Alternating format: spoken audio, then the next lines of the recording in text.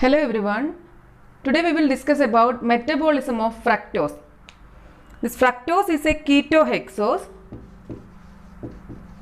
It's a ketohexose and it is commonly called as fruit sugar.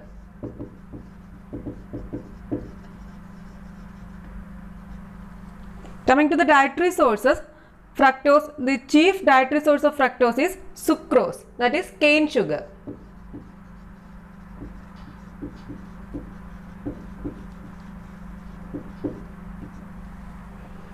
Fructose is present in fruit juices and honey. This sucrose, it is hydrolyzed in the intestine to one molecule of glucose and one molecule of fructose by the enzyme sucrase. By the enzyme sucrase, sucrose is hydrolyzed to one molecule of glucose and one molecule of fructose. So, sucrose is the chief dietary source of this fructose. Coming to the metabolic pathways of fructose.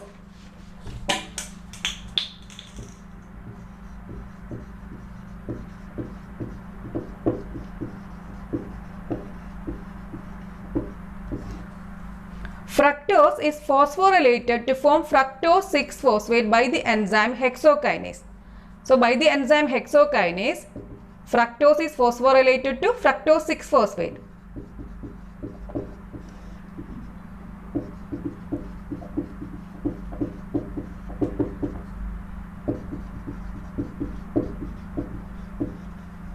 Here one molecule of ATP, ADP, Mg++. Fructose then forms glucose, fructose 6-phosphate then forms glucose 6-phosphate by the enzyme phosphohexose isomerase.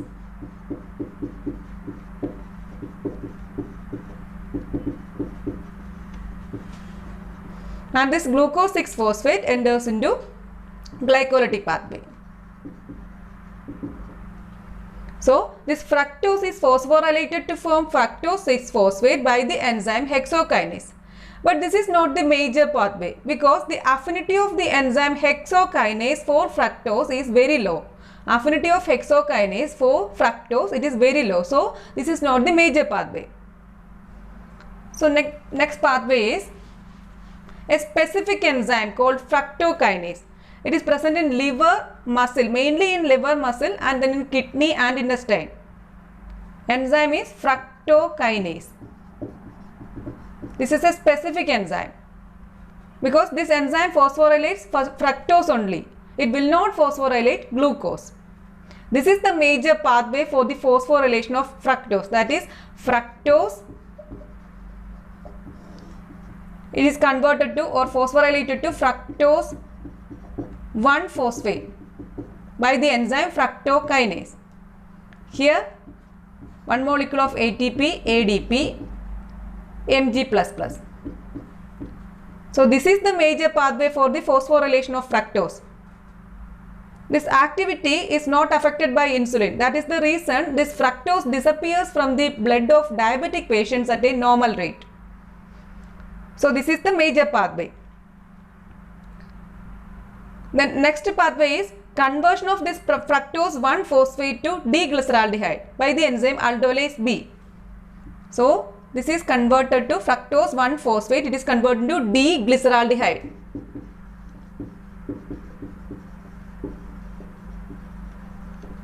By the enzyme aldolase B. Then next step is the fate of D-glyceraldehyde. The D-glyceraldehyde can enter the glycolytic pathway by conversion to glyceraldehyde 3-phosphate. That conversion takes place in 3 ways. That is possible.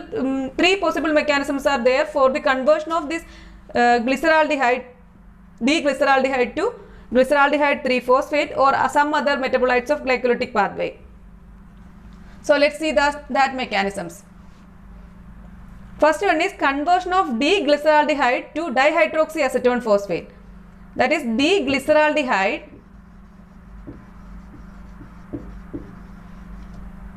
by the enzyme alcohol dehydrogenase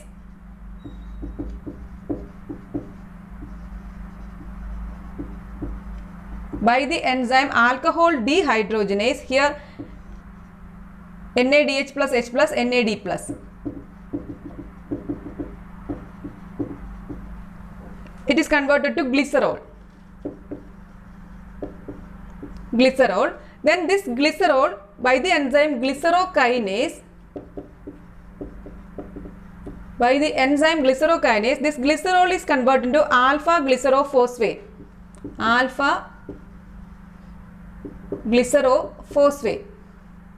Here 1 molecule of ATP. Then this alpha glycerophosphate, it is converted into dihydroxyacetone phosphate.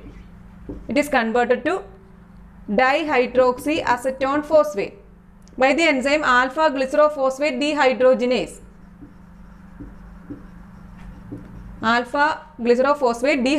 Here NAD plus NADH plus H plus.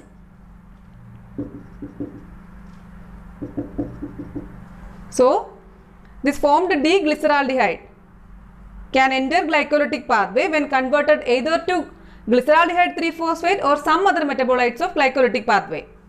So possible 3 mechanisms are there. That is, first mechanism is conversion of this D-glyceraldehyde to dihydroxyacetone phosphate.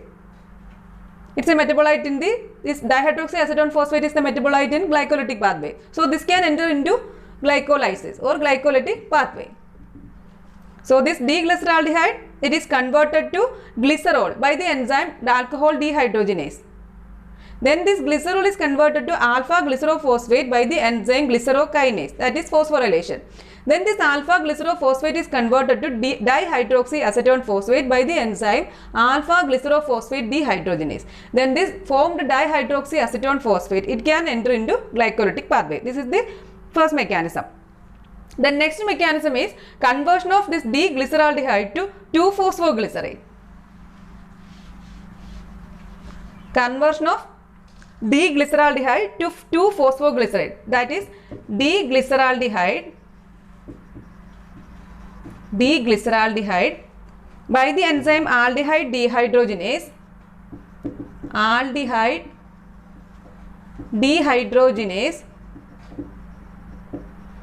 Here NAD plus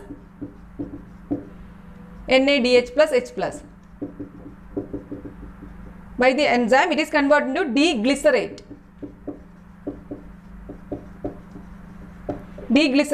Then by the enzyme glycerate kinase,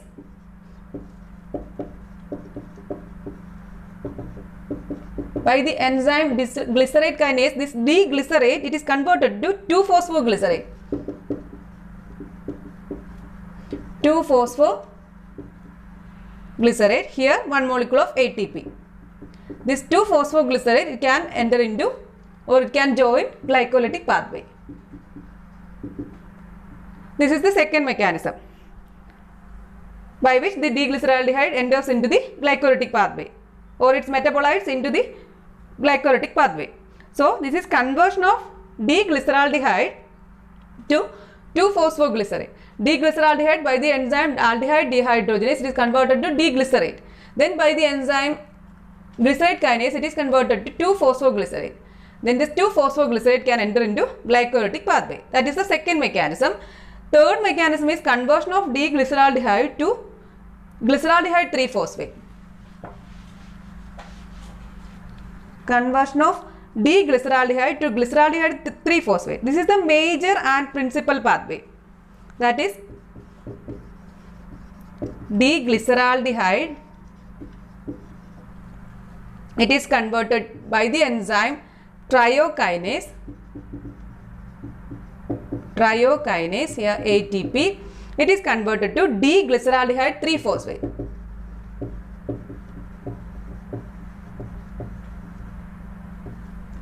Glyceraldehyde 3-phosphate. So this is the major and principal pathway. Here the enzyme triokinase. This triokinase is present in liver and it catalyzes the phosphorylation of this D-glyceraldehyde with ATP and forms D-glyceraldehyde 3-phosphate. this dihydroxyacetone phosphate and this glyceraldehyde 3-phosphate. Glyceraldehyde 3-phosphate. Dihydroxyacetone phosphate and glyceraldehyde 3-phosphate can be degraded through the glycolytic pathway, or they may combine under the influence of the enzyme aldolase. Then they may combine under the influence of the enzyme aldolase, and it can form glucose. And they can form glucose, or they can be converted to glucose. That is the mechanism by which this glyceraldehyde, D-glyceraldehyde is when converted either to glyceraldehyde 3-phosphate or some other metabolites of glycolytic pathway. So another pathway for this metabolism of fructose is conversion of fructose 1-phosphate to fructose 1,6-biphosphate. Fructose 1-phosphate to fructose 1,6-biphosphate. That is fructose 1-phosphate. It is converted to fructose 1,6-biphosphate. Fructose 1,6-biphosphate by the enzyme phosphofructokinase 1. Phosphofructokinase 1, here ATP. So another pathway of the metabolism of this fructose is conversion of fructose 1-phosphate to fructose 1,6-biphosphate. So this is the metabolism of fructose. Liver and muscle can utilize significant quantities of fructose after it is converted to glucose in liver. Fructose is also metabolized actively by adipose tissue. So this is the metabolic pathways of fructose. Coming to the clinical and physiological aspects.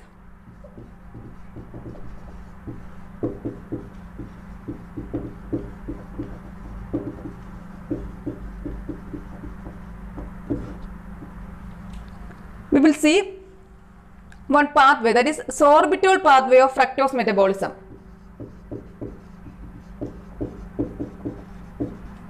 Sorbitol pathway of this fructose metabolism. Seminal fluid is very rich in fructose. Fructose is the principal and major energy source for spermatozoa. It is formed from glucose in the seminal vesicle. So coming to the pathway, D-glucose by the enzyme aldose reductase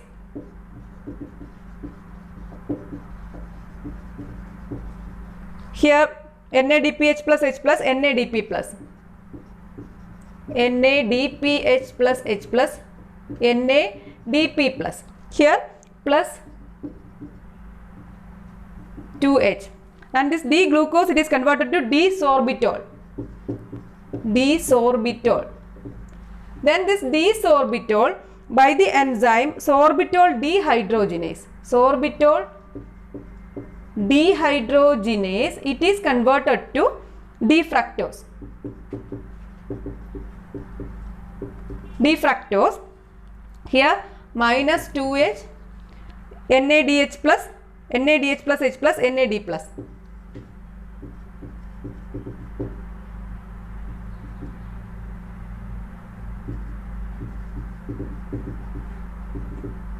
So this is the sorbitol pathway, that is D-glucose with the reduction of the D-glucose to D-sorbitol, that is by the enzyme aldose reductase. The next step is oxidation of sorbitol to D-fructose by the enzyme sorbitol dehydrogenase. Then this clinical significance of sorbitol metabolism in diabetes mellitus is that formation of sorbitol from glucose. So formation of sorbitol from glucose proceeds rapidly in the lens of the eye and Schwann cells of nervous system. In the lens of eye and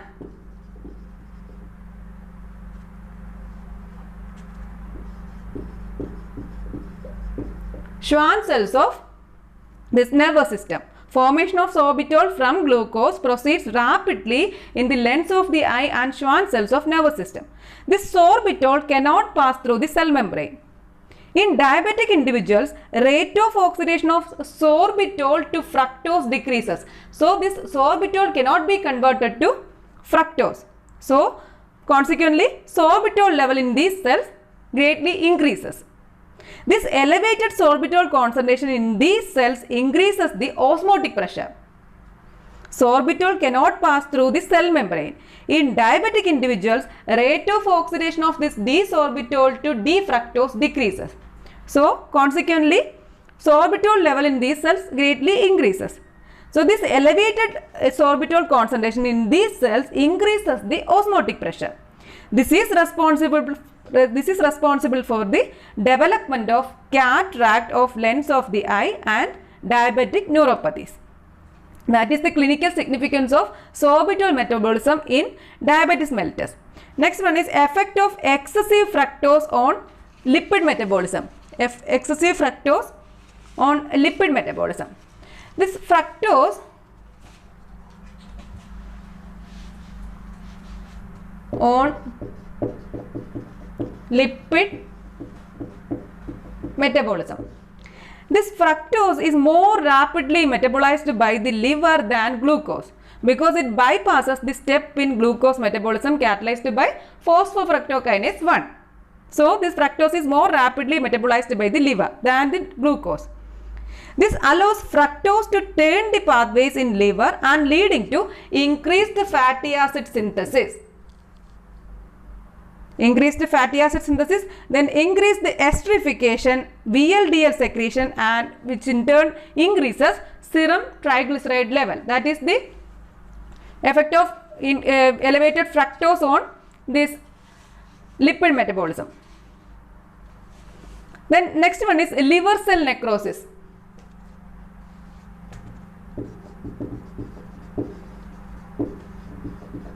Liver cell necrosis.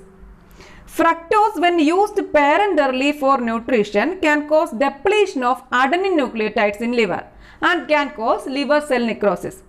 Fructose, when used parenterally for nutrition, it can cause depletion of adenine nucleotides and that can in turn cause this liver cell necrosis. Coming to sorbitol intolerance.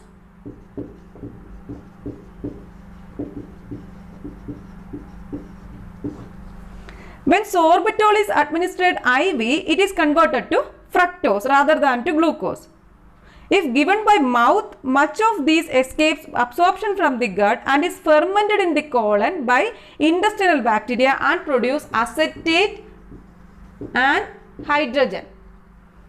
When sorbitol is administered IV, it is converted to fructose rather than to glucose. If given by the mouth, much of these escapes absorption from the gut and it is fermented in the colon by intestinal bacteria and they form acetate and hydrogen. Abdominal pain may be caused by sugar-free sweeteners containing this sorbitol, that is called sorbitol intolerance. Then coming to the inherited disorders of this metabolism of fructose.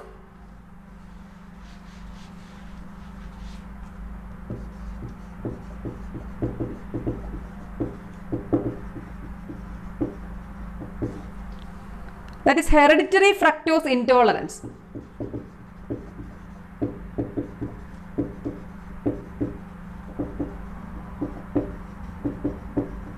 That is called hereditary fructose intolerance. It is an inherited disorder. Here the enzyme deficient is aldolase B. Enzyme deficient is aldolase B. Normally this enzyme catalyzes the conversion of fructose 1-phosphate to D-glyceraldehyde. Fructose 1-phosphate to D-glyceraldehyde. So here the enzyme aldolase B is deficient. Administration of fructose in these patients leads to excessive and prolonged rise of fructose and fructose 1-phosphate. Administration of fructose to these patients. There will be excessive and prolonged rise of fructose and fructose 1-phosphate in blood. Then blood glucose falls, that is hypoglycemia, accompanied by nausea, vomiting and profuse sweating. After cessation of symptoms, there will be slight icterus, albuminuria and aminoaciduria. There may be a rapid decrease in serum inorganic phosphate, which is due to the binding of phosphate with fructose. There will be a rapid decrease in serum inorganic phosphate, which is due to binding of phosphate with the fructose. This hypoglycemia is due to excessive insulin secretion and inhibition of phosphoglucomutase by fructose 1-phosphate. So this is the inherited disorder, that is hereditary fructose intolerance. So this is about metabolism of fructose. This is today's topic. Thank you for watching.